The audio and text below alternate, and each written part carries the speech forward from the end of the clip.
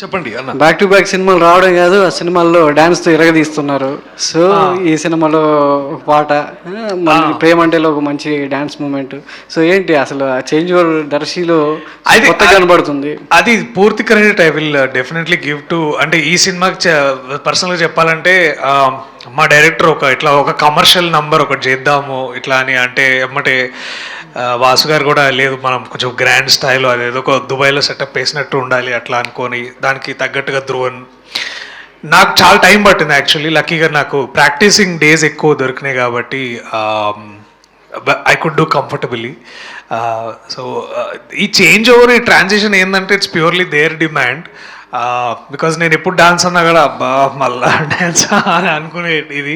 So మళ్ళీ ప్రేమంటేలో కూడా it is purely because of JD, మన జావేద్ మాస్టర్, ఇక్కడేమో మోయిన్ మాస్టర్ ఉన్నారు మాకు. సో వాళ్ళు బాగా they push me very hard. And కథలో ఆ మూమెంట్లో అట్లా వస్తే బాగుంటుందని అనుకోవడం తప్ప ఇదేదో కావాలని నేను చెయ్యాలి ఇప్పుడు అని అలాంటి సందర్భం లేదు. ఆర్గానిక్గా ఒక సందర్భం వస్తే దాన్ని ఇట్లా చేద్దామని అనుకోవడం. సో మొన్న యాక్చువల్లీ తను అంటుంటే నాకు అర్థమైంది, తెలియకుండానే చాలా అంటే ఇప్పుడు సెటైర్ జస్ట్ డైలాగ్లో కాదు, లేకపోతే సిచ్యువేషన్ మీద కాదు, కానీ ఆల్సో చేసే డాన్స్లో కూడా ఎక్కడో తెలియకుండా కొన్ని సినిమాల మీద రిఫరెన్స్ తోటి అట్లా ఉండిందని అన్నది. But then I went and so it was actually right. So అట్లాంటి ఇదే కానీ నచ్చుతుందా మీకు డాన్స్? పర్లేదా?